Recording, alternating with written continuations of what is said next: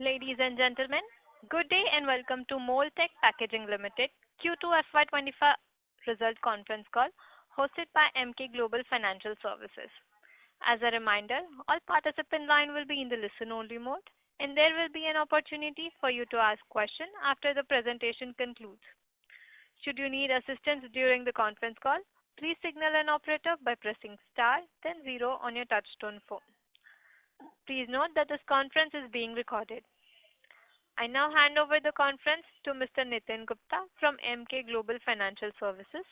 Over to you. Thank you, sir. Thank you, Shifa. Good evening, everyone. I would like to welcome J. Lakshman Rao, Chairman and Managing Director, and thank him for this opportunity. I shall now hand over the call to him for the opening remarks. Over to you, sir.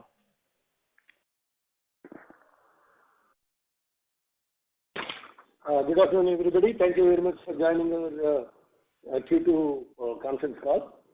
As mentioned in the press note, our sales volumes have increased in the first half year by 7.2%, and EBITDA is up by 3.6%.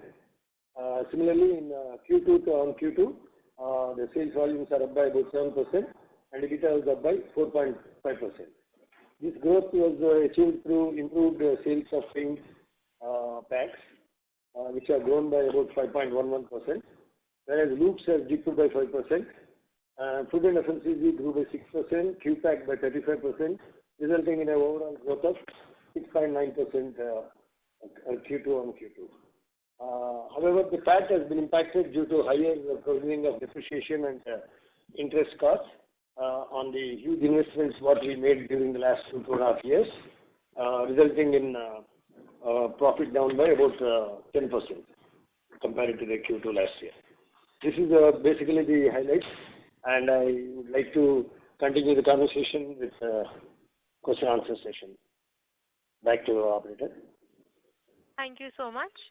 We will now begin the question and answer session. Anyone who wishes to ask a question may press star and one on the touchtone phone. If you wish to remove yourself from the question queue, you may press star and two. Participants are requested to use handsets while asking a question. Ladies and gentlemen, we will wait for a moment while the question queue assembles.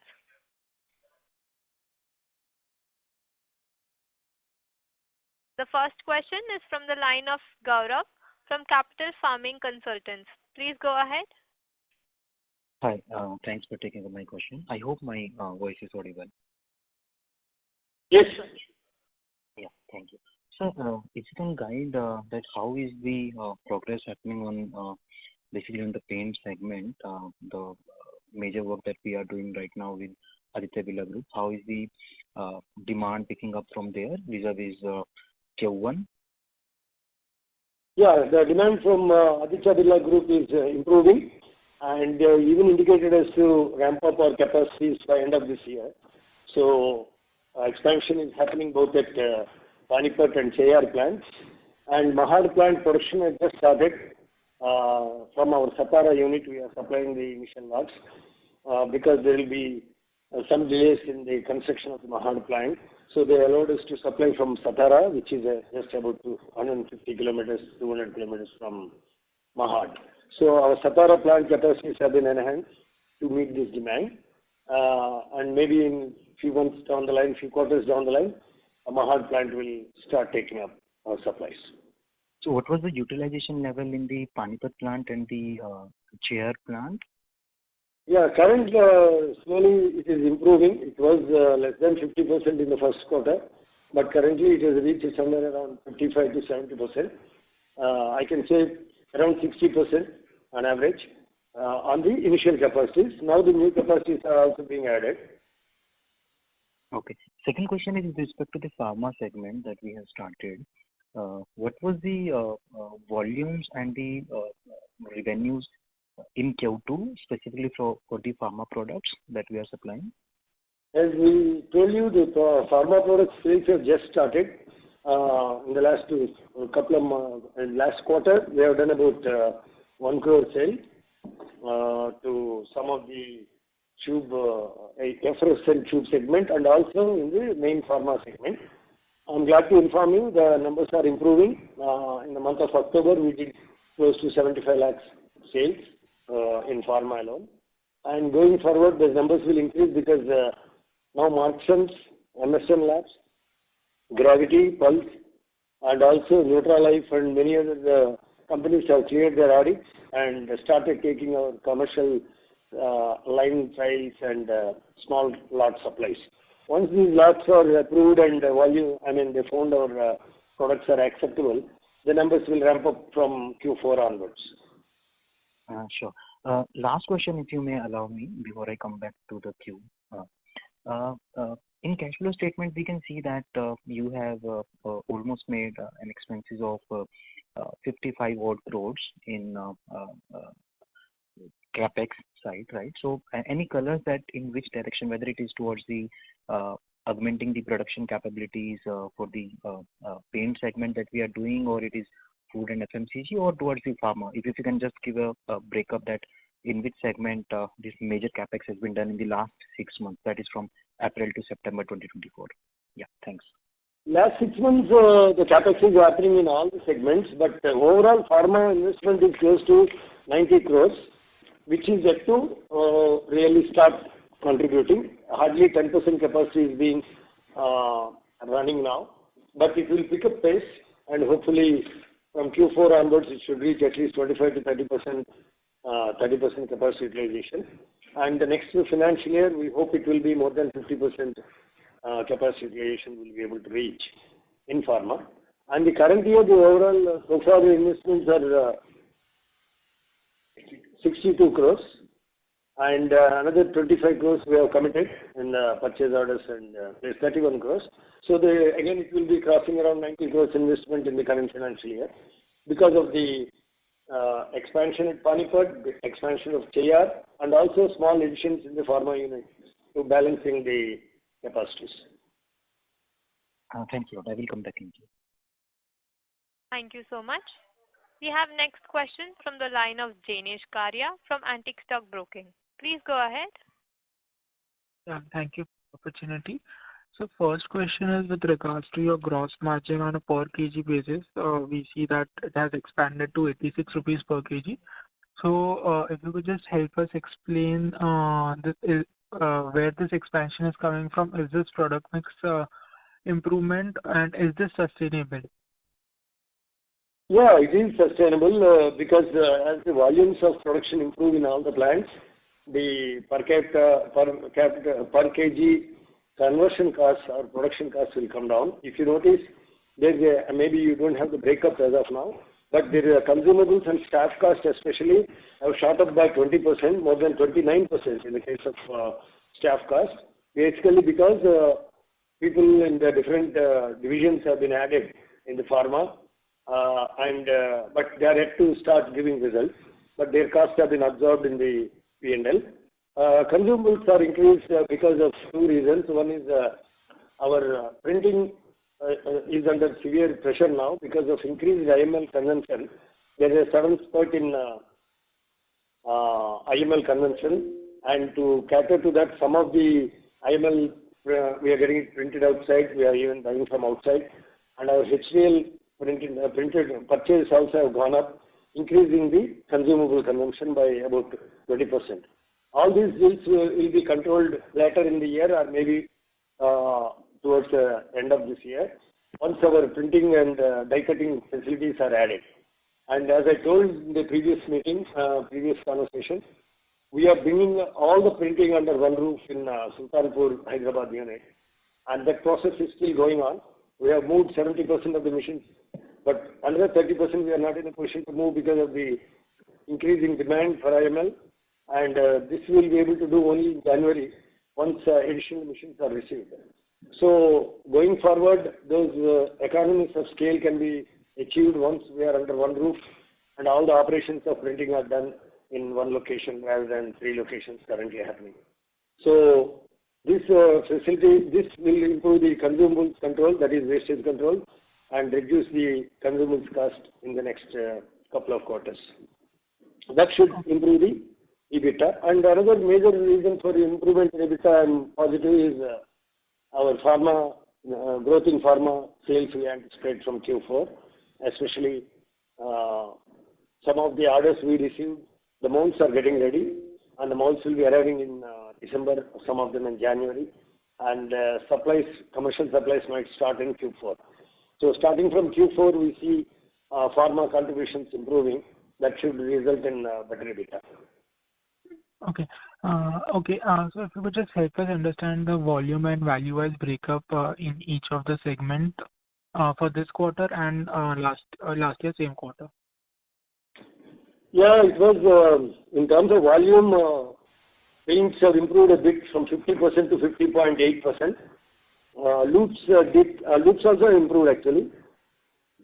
Sorry, it is the other way. Last year it was 50.8 and it is now 50% paint. Last year loops was 24.6, it's now come down to 21.9. FMCG, food and FMCG stayed at 1040, to come in tons or percentage, 11.85 to 11.77, and QPAC from 12.72 to 16.12. Pharma is 0.26%. Okay, so QPAX has increased from 12% to around 16%, and it's a low per kg margin product, right? It is now average. I would say it is the average of painted loops. Okay. And so this was in volume terms. If you can just help in revenue terms, the similar numbers. In the revenue terms, the growth in QPAC is 44%. For paints, lubricants, and everything, sir. Sorry? You want everything? Paints, lubricants. By 14% revenue. Okay. Lubes 0.9%, food by 3.43%, and QPAC by 44.5% in terms of revenue. Sure, sir. And sir, similar numbers for IML, non-IML? IML gone up considerably this quarter. Now it is around total labeled products are 72.57%, up from 66.7 last year. 72% you said. 72.5. Sure. So next is your guidance.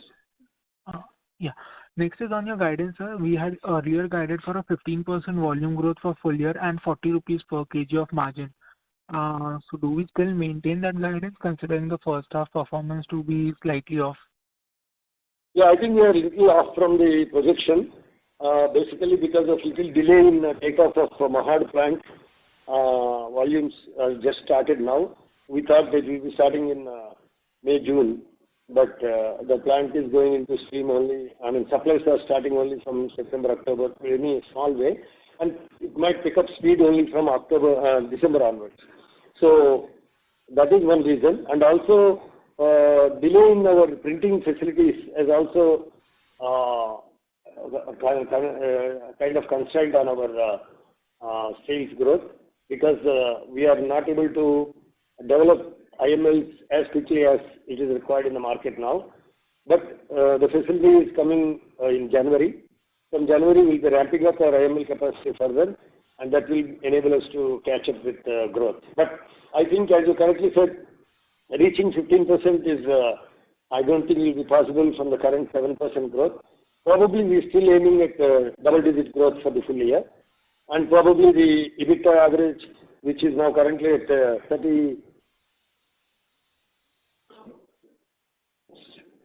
36.73, probably it will land around 38. Sure, sir. And sir, just one last question. Why is there, could you just explain the reason for us postponing our new Mahad plant specifically for Grasim and supplying it from Satara plant? There are some issues related to local pollution and local approvals.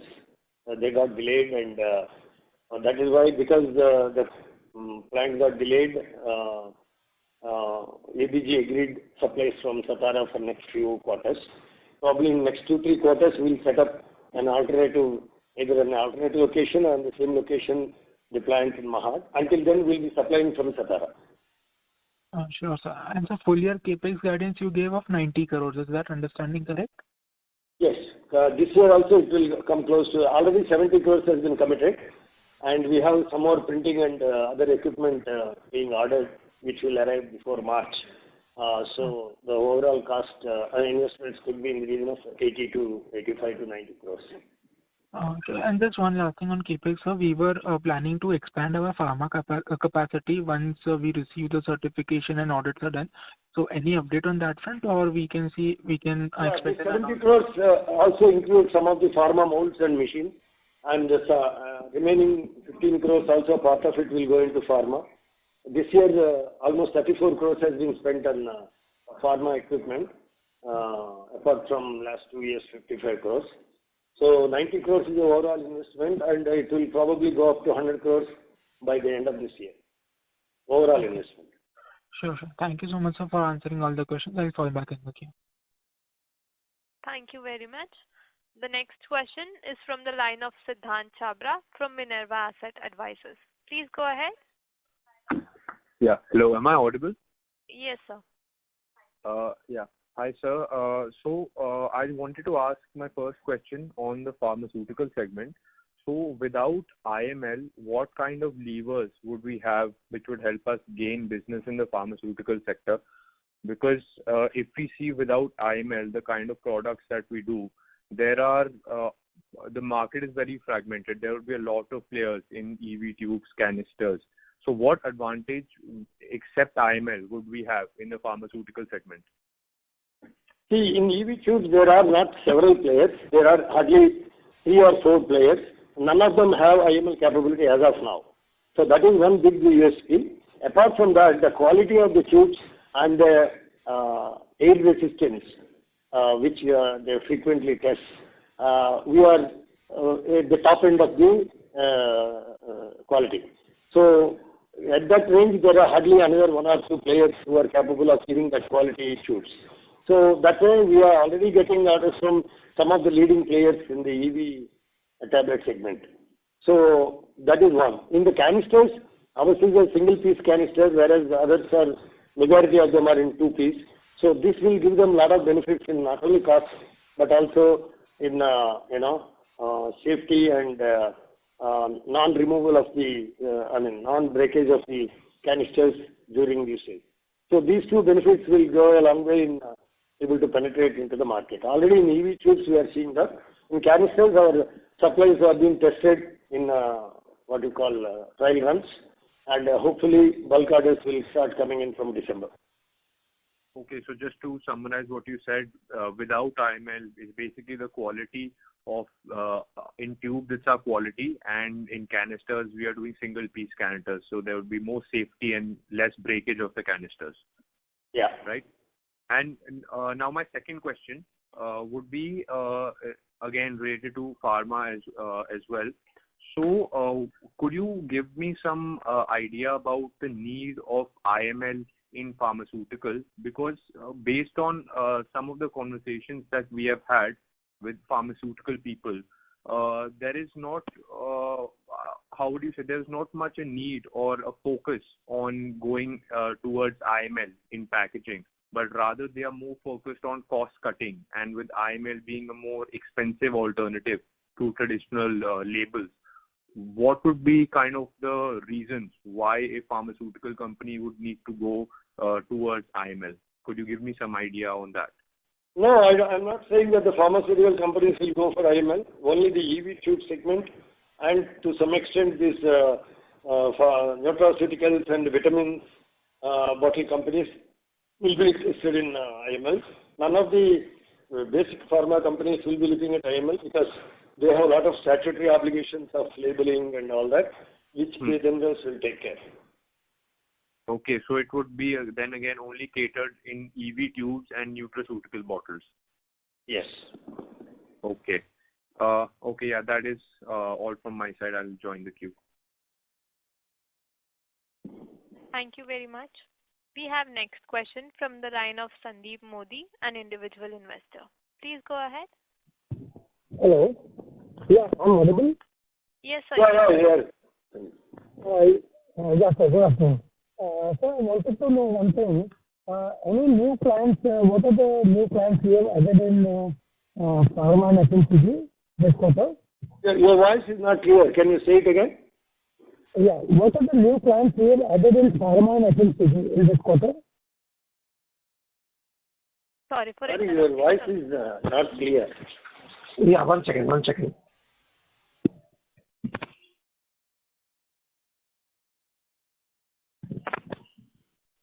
Hello? Yeah. Yeah, I wanted to know what are the new clients we have added in this quarter? Neutralize is one of them, MSN Pharma. There's quite a few clients have been added in food and FMCG. Some of them are Navigman, Prem Caton, A1 SKS, and in the Bio Plus Life Sciences, Neutralize Formulations, Univad Healthcare. It is there in the press note. You can have a look. Okay. And any capex we are planning in pharma for the next year, 2025? Yes. Even in this year, there is a further capex of more than 10 crores happening in pharma, 10 to 15 crores.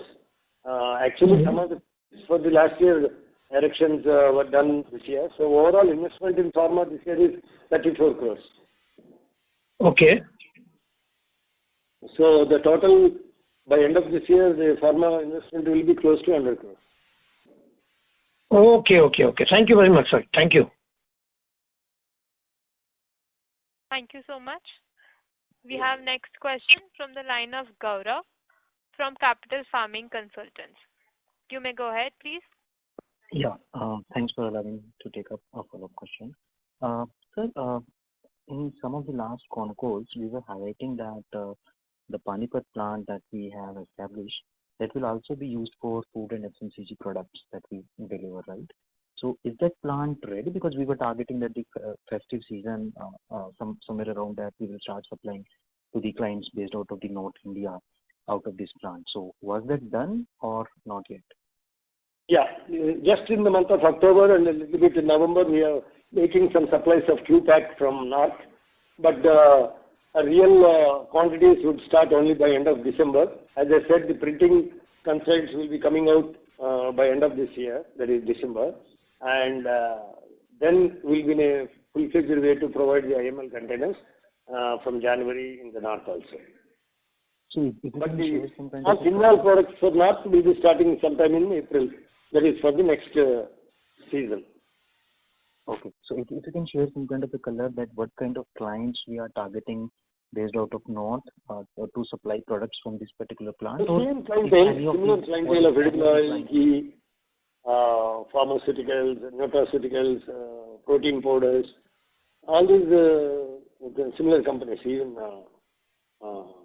detergents, all these companies who are there in North will be saving transport costs, also timely dispatches, so they'll be glad to have supplies from our North plant. Okay. And there were some also some talks from your side in some of the last con calls, projects related to Iodex, Kisan Gem or Horlicks, they were all in pipeline. So Kisan Gem and Horlicks have started, but Iodex is still pending because there are some changes in their filling. The assembly line they have adopted, which have kept all the mounts. Of course, the mounts are invested by Iodex itself. They are lying idle for last 6-7 months. They are yet to complete their capex on the assembly line. Once the assembly line starts sometime, maybe next quarter, we'll be in a position to tell you some more details. Right. Next question on the paint segment again. In the beginning of the year, we were saying that expected volume with the ABG group is somewhere around 5,000 tons per year. But even if they take approximately half of that, that will give us a 10% kind of a growth. So what percentage of volume they have picked up from us in the first 6 months of this financial year? Any color on that? I'm not able to share the exact number, but we are in line. Actually, H1, maybe the volumes are around 15 to 1600 tons. Probably in the second half, it may go to 2000 plus. So we are on line. About 70% of the capacity will be utilized. The initial capacity setup is about 5,000 tons for them, including Mahad. So maybe around 70% of that we'll be able to achieve. That's it. Last question from my side, if you may allow. that when we take up a decision to invest in the capex, right? So since we are a manufacturing company, it would require a lot of upfront capex to be done. So do you have any visibility that let's say asset turnover ratio is going to be so and so much? Like for example, if you invest X amount of money in the plant setup, then what kind of a turnover you expect out of that investment? That is my last question. Thanks a lot. Yeah, our asset turnover ratio always used to be around 2.5, but currently it is low because of very high investments that have been made, which are yet to become completely utilized. So going forward, we should be able to cross to 2.5 asset turnover ratio, but currently it is below 2. Okay, thanks a lot. Thank you. Thank you very much. The next question is from the line of Jaiveer Shekhawat from Ambit Capital. You may go ahead, please. Sure. Thanks for taking my question, and good evening, Mr. Rao. So firstly, on the paint segment, I think if you see the growth in volumes, it's been only about 4 to 5% in the first half. So we've not really seen the benefit of volumes that possibly we are supplying to ABG, and also Asian Paints that also double their capacity at Mysore plant. So possibly next year, I mean, what are your volume growth expectation? And for the entire year of FY25, what do you think would be the overall growth expectation from the paint segment? Paint segment was negative last year, but this year I'm glad it is around 5 to in terms of half year, the growth is around 4.9%, which last year was a negative. So hopefully this year we'll end up with 7 to 8% growth in paint segment for the full year, because ABG numbers are going to go up in the second half. That is the reason. But the loops are down by about 2.5% in the half year, which were positive last year. So that is a bit of disappointment. Food and FMCG is up about 5.2%, and the QPAC is 39.7% up in the half year. So going forward, paint will be this year will be, we expected around 10, but I think we will end up at 7 to 8%. And so once all your plants are operational for ABG as well, and then the benefit of doubling your capacity at Mysore plant also comes in, I mean, what kind of volume growth expectation only in the paint segment do you expect from next year onwards? Next year onwards, we should be in the position to reach somewhere around 12 to 15% volume growth. This year we thought so, but due to a couple of reasons, as I explained, we may end up this year close to 10% growth only, volume growth.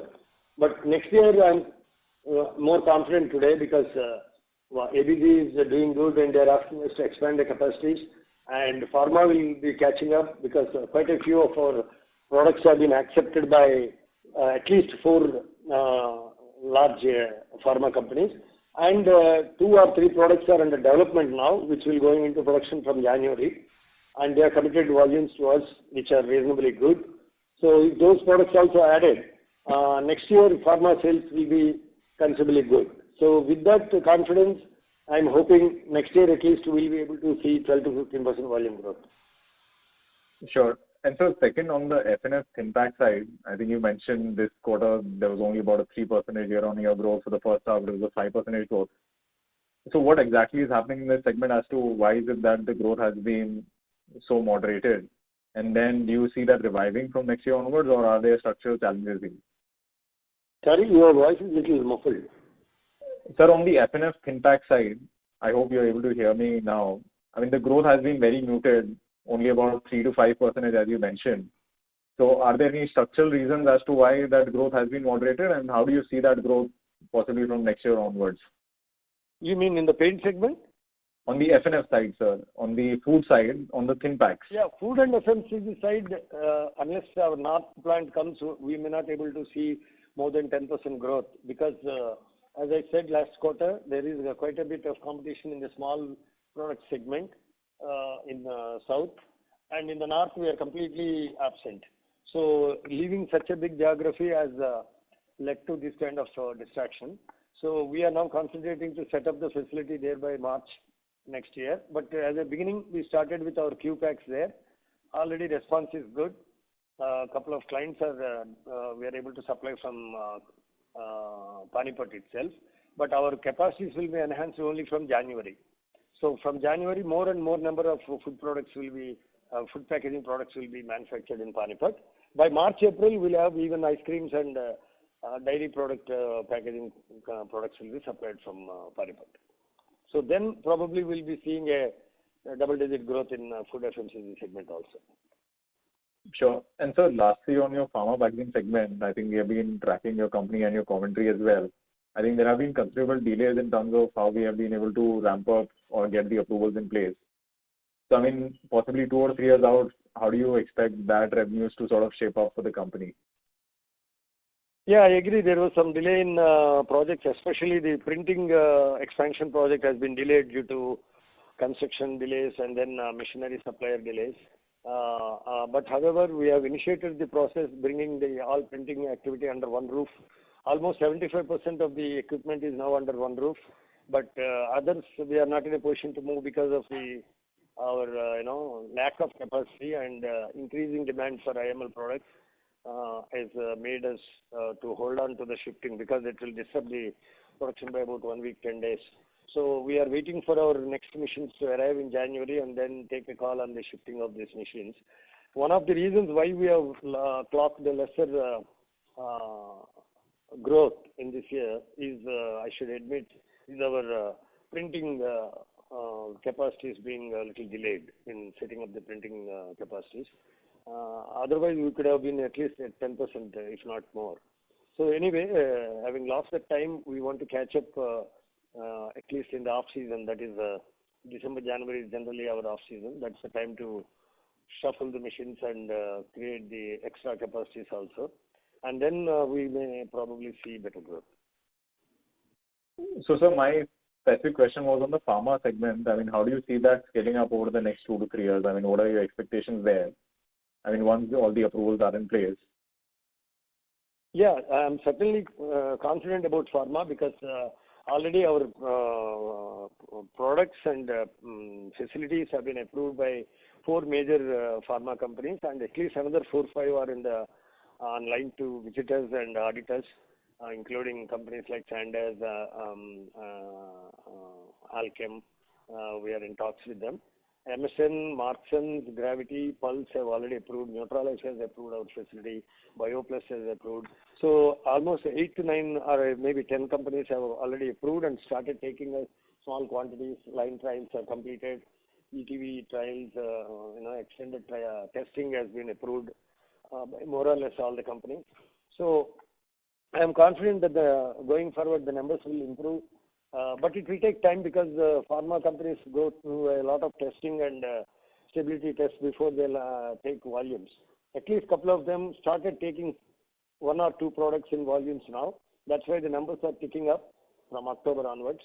In October, we did almost 70-75 lakhs sale, which was a quarterly sale of last year is 1 crore. Last quarter was 1 crore. So in October alone, we did 75 lakhs. And going forward, probably from January onwards, it may cross 1 to 2 crores per month. So as these are all cumulative in nature, all these orders should go up as we go into next year.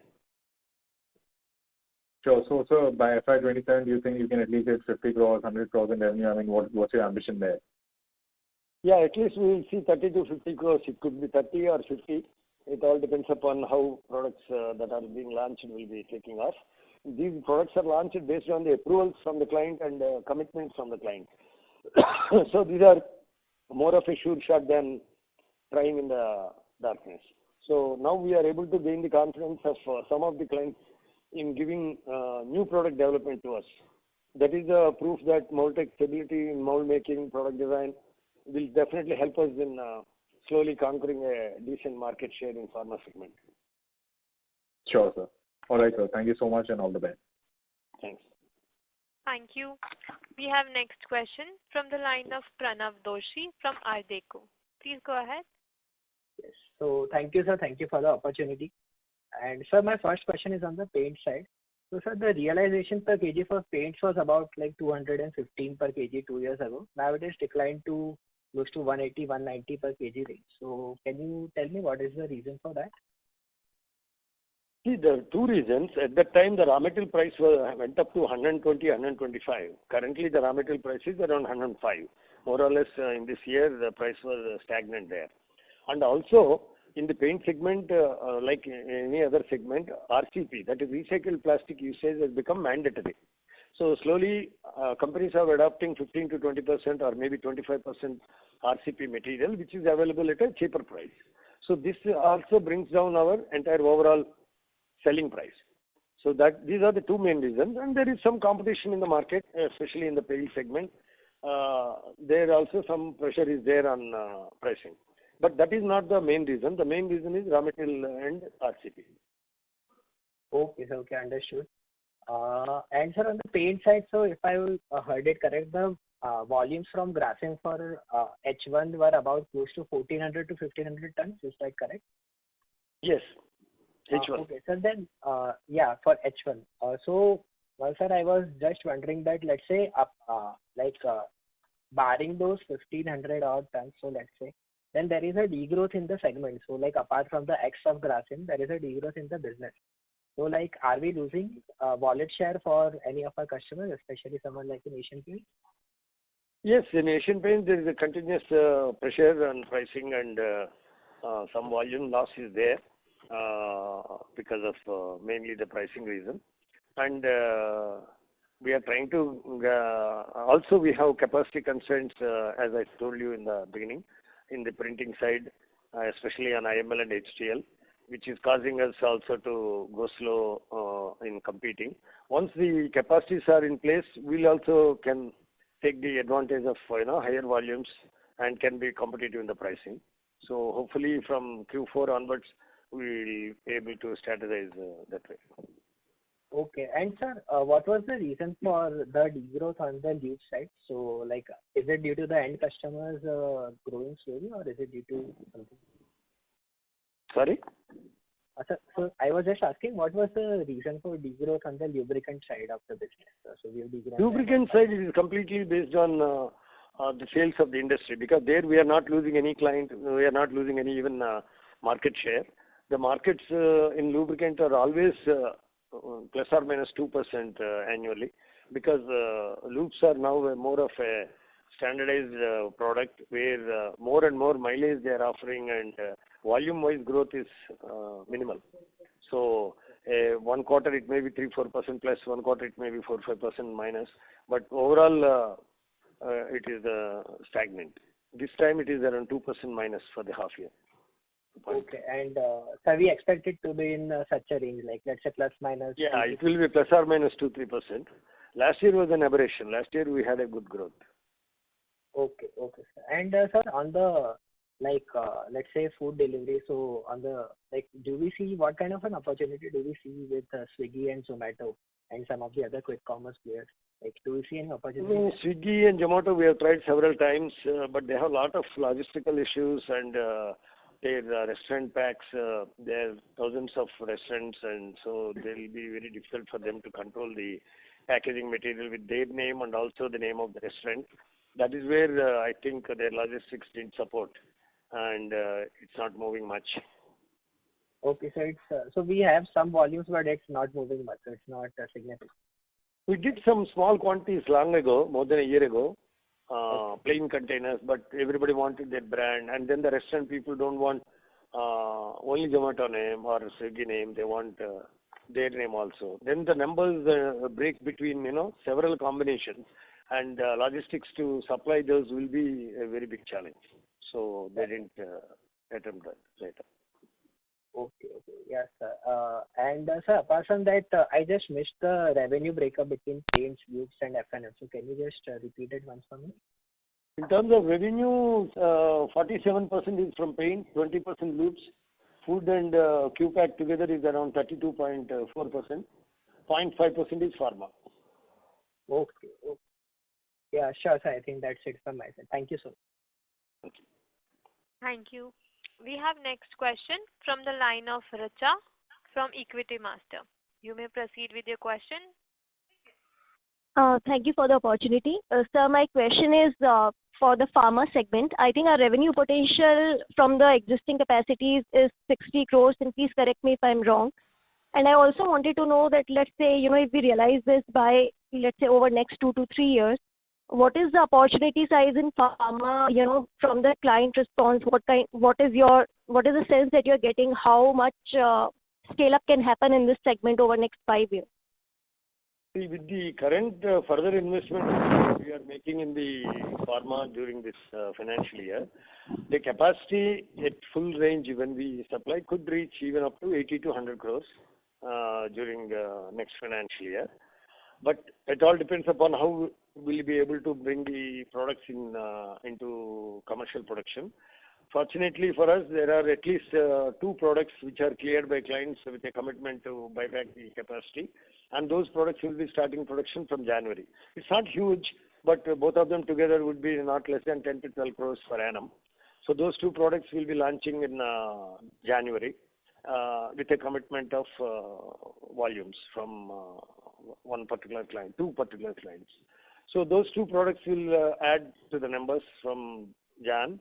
And similarly, we are working with other clients for our regular products also, like regular bottles and caps, which are picking up because most of them are cleared. Our stability test, online tests, everything is cleared. MTR, ETVR tests are cleared.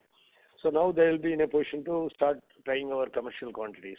So all these numbers look positive, but as I said right in the beginning, pharma people, industry takes longer time to approve a new vendor and do several tests, including stability, online testing, and they start with small batches, and once they are confident about the small batch going through well, then only they go for huge volumes. So looking at the trend, I'm confident next year we should be in a position to reach up to, minimum could be 30-35 crores, and it can reach even up to 50-60 crores at the top line for the next financial year. And as an opportunity, it is a huge opportunity, close to 5,000 crores opportunity, including both exports and Indian market. So even if we reach 1-2% of the market share, it will be close to 100 crores. So market penetration and ability to bring in new products is what matters as we go forward. And sir, EBITDA per kg is ranging between 80 to 100, like you had hinted in the past? Yes, it will be in that range.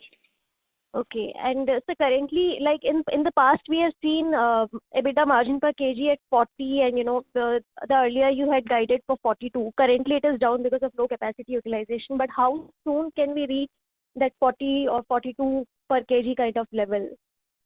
I think we should be able to see that in the first quarter of next year itself, that is Q1 of next year. It may inch towards 40. And overall year, next year, we are aiming definitely for 40 as a minimum number to achieve. Okay. And so what kind of expansions are we taking for grassing from the existing capacities? Grassing? You said that you would be expanding capacity by Jan 25. So what kind of expansion are we undertaking there? See, currently our capacity is at 3 plants put together is around 5,000 tons per annum. Probably it will go to 7,500 to 8,000 tons by March. Progressively, machines are arriving from January. Machines, robots, and molds, they'll be ready from January onwards. But the capacity will ultimately reach by March will be close to 8,000 tons per annum. Okay. And so my last question is, any guidance on the capex next year for FY26? FY26, I can't comment today, but because as it is our capex for this current year, which we thought we could control within 60 crores, up to 70, and plus additional printing and die cutting machines we are adding. So hopefully it will be stopping somewhere around 85 to 90 crores for the current year. Based upon how numbers move in pharma and new product launches, there could be similar capex next year, or could be less because there will be no greenfield projects to start. Next year capex may be limited to 50 to 60 crores is my guess as of today, but we would only can comment as we go towards the end of this year. Okay, thank you and all the best. Thank you. We will take next question from the line of Siddhant Chabra from Minerva Asset Advisors. Please go ahead. Yeah. Sir, just wanted to follow up on my last question only. When you said that for the pharmaceutical companies, EV tubes are going to be the only use case, and then nutraceutical bottles as well. I didn't get the basically the kind of use case or the reasoning why for EV tubes and for nutraceutical bottles, why IML packaging would be necessary. So if you could just throw some light on that. No, it is basically the decoration. The people who buy these tubes are nutraceuticals or people who buy it from the off-the-shelf OTC counters. And in OTC, people are more concerned about the looks and feel of the product as much as it's not like food and FMCG. It is somewhat closer to that kind of purchase. So the print feel and quality is much superior in IML compared to DOP or HDL. That is why in EV tubes and nutraceuticals, IML would be preferred over the other forms of preparation. Okay. And it could be only because, as we were discussing, traditional pharmaceutical packaging will not require this, only specifically for EV tubes and for nutraceutical companies in their bottles. Yes. And my second question, I just want to get an idea, is that pharmaceutical companies take quite some time to onboard packaging folks. So around 3 to 5 years. So can you throw some light on the kind of existing commitments or or at least the amount of companies who we would be in trial with or in discussions with? Because if it's a very long... 3 to 5 years, I never said. It will take about a year for any company to test a packaging partner and start giving commercial orders. Maybe max is 1 year. It's not 3 to 5 years. So there are several companies who have already audited us, and once audit clearance comes, they will ask for line trials. After that, stability test. After that, economics, that is commercial quotes and all that. So the whole process, and then a small commercial lot, say 20,000 pieces, 50,000 pieces. And once those lines are also the filled and supplied without any trouble, then they start giving 3 lakhs, 5 lakhs kind of volumes. So the whole process will take max 12 months, sometimes maybe 15, 16 months, not 3 years.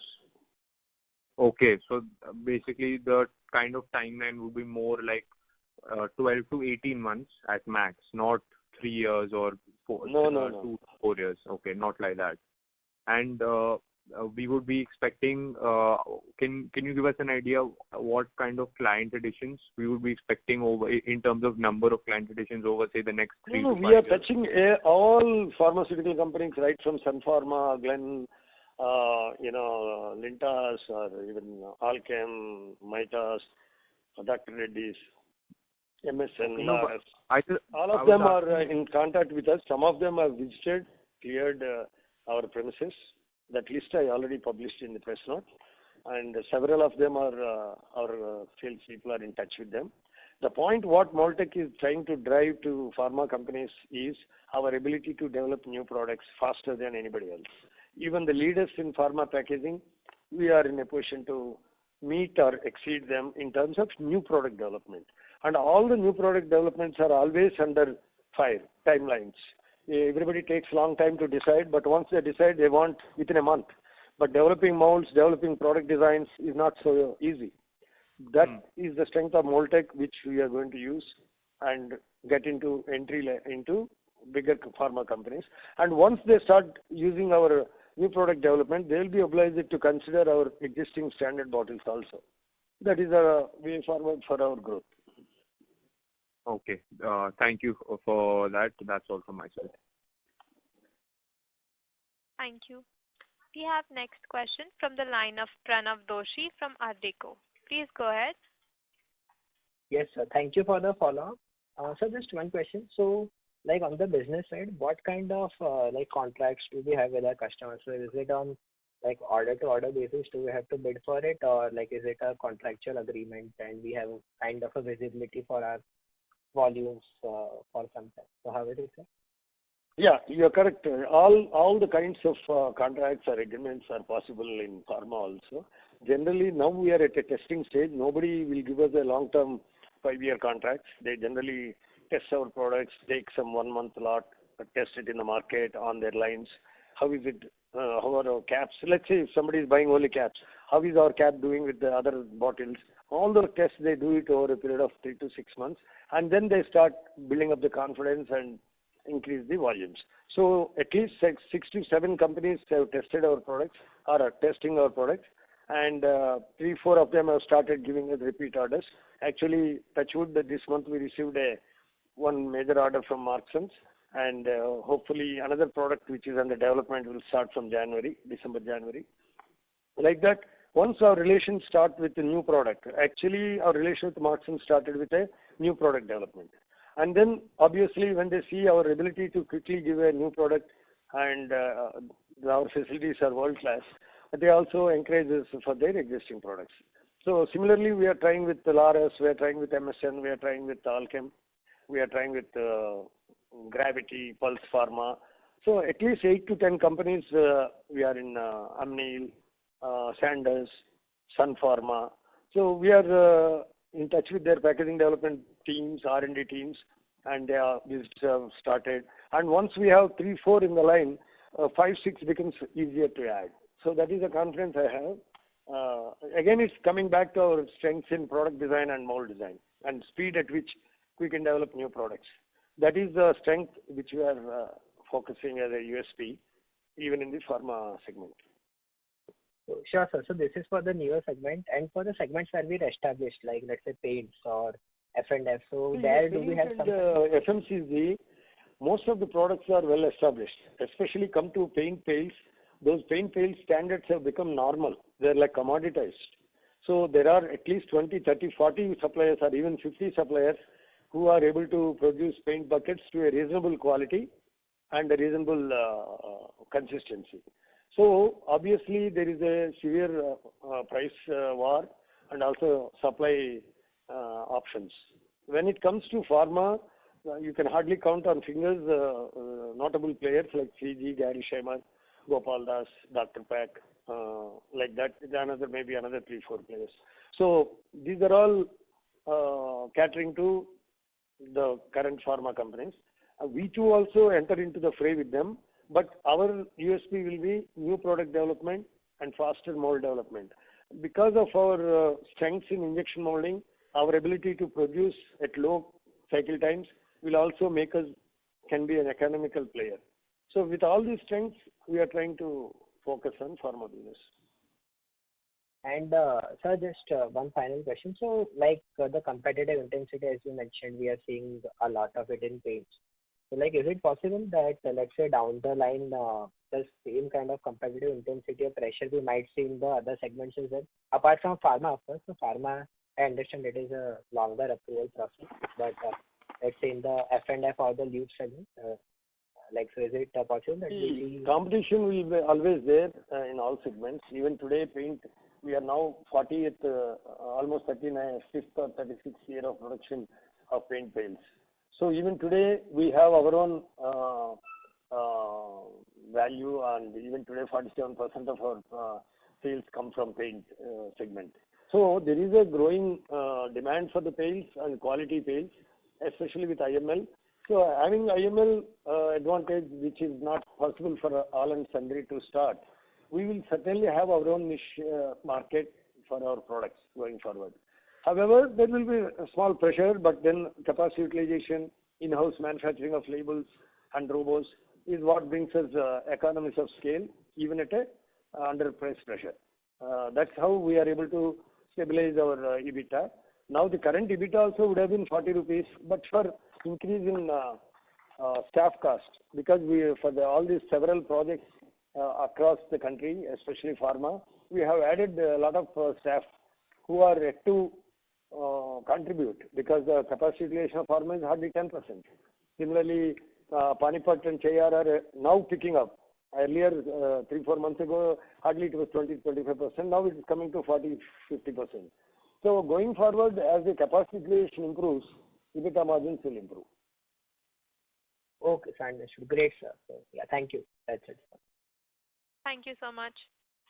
The next question is from the line of Ashutosh Khetan from Asian Market Securities. Please go ahead. Yeah. Hi, sir. I just wanted to know the revenue mix from the Q-Packs in quarter two. Yeah, Q-Packs contribute around 19%. Sorry, Okay. 14.53%. 14. Okay. Thank you, sir. Thank you. Next question we have is from the line of Vikram, who is an individual investor. Please go ahead. Thank you. So, Mr. Rao, just a quick question on H2. Do you think H2 will be better than H1 in terms of top line and bottom line? And any early guidance for FY26? I do remember on a previous call you mentioned we should exceed 1,000 crores for FY27. Again, my expectation of H2 is definitely better than H1 because, as I said, all the plants are now up and running, and pharma started, if not in a big way, in a reasonable way. The numbers will start adding in Q3 to some extent, maybe 3 crores, and Q4 maybe 4 to 6 crores will be evaluation from pharma. So with these numbers and now the Mahad plant started picking up pace recently, so that numbers will start increasing from December. So all this gives me optimism to have a better H2 than the previous year H2. I'm not comparing with H1 of this year because our product sales are always seasonal. Previous H2 ke upar, this H2 should be better in terms of top line. Coming to the bottom line, the things can only improve as our capacity utilization improves. So it may be similar or it may be marginally better than previous year H2. Going forward to 25-26, yes, I'm positive about it because all these numbers and pharma also will contribute handsomely. And our printing constraints, what we are facing now in this year, will be completely eliminated because we are adding almost 60 to 70% additional capacity in IML printing by January, February. Maybe last machine will come in April. So by April next year, we'll have our IML capacity up by around 60%. So that should give us an adequate capacity to cater to all the segments, including pharma tubes. Got it. Super. Thank you very much. Thank you very much. Ladies and gentlemen, as there are no further questions, I now hand the conference over to management for closing comments.